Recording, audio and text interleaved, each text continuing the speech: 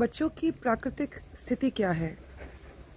प्राकृतिक रूप से बच्चे हमेशा एक मुस्कुराहट लेके खेल कूदते रहते हैं, हमेशा खुश रहते हैं। और हम जो कहते हैं कि बच्चों से जीवन कैसे जिया जाए वो सीखना चाहिए। असल में ये जो बात है शायद कहीं ना कहीं वो स्माइल, उस हंसी से दर्शाता है कि बच्चे हमेशा खुश रहने की वजह ढूंढते रहते हैं। लेकिन कभी कभी ऐसा हो जाता है जहां समाज व्यवस्था के साथ न्याय व्यवस्था और सब कुछ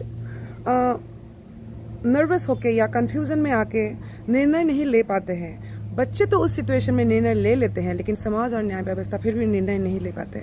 तो ऐसे ही एक बच्ची जो 2 साल पहले अचानक प्रभु ने उसकी माँ को छीन लिया, वो नहीं रही। और उसके बाद जैसे पहाड़ टूट पड़ा उस पर। उसने तो तभी निर्णय ले लिया कि उसको अपने पिता के साथ नहीं रहना है, न जाने क्यों, लेकिन उसने वो निर्णय लिया। लेकिन हम लोगों को, समाज को और खासकर न्याय व्यवस्था जैसे उसकी इस निर्णय से, उसकी इस ख्वाहिश से, जैसे हमें बहुत दिक्कत है, हमें बहुत प्रॉब्लम है और पूरा समाज और न्याय व्यवस्था लग जाता है उस बच्चे को हंसी के बदले कैसे आंसू दिया जाए। वो बच्ची बोलती है कि मुझे पिता के साथ नहीं, मुझे अब नानी के साथ रहना है। मेरी माँ नहीं रही, मेरी माँ की माँ मेरी नानी है और उस नानी में मुझे मेरी माँ की परछाई नजर आती है।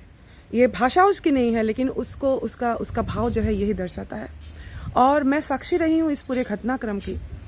और आपको जताते हुए दुख, बताते हुए मुझे ये दुख हो रहा है। दुख क्या हो रहा है, उसके साथ मैं भी रो रही हूँ रात रात भर कि पिछले 3 दिन से उसको नानी की घर से छीन के, नानी की प्यार के आगोश से छीन के उसको चाइल्ड होम में ज़बरदस्ती रखा गया है और दिन रात वो रो रही है।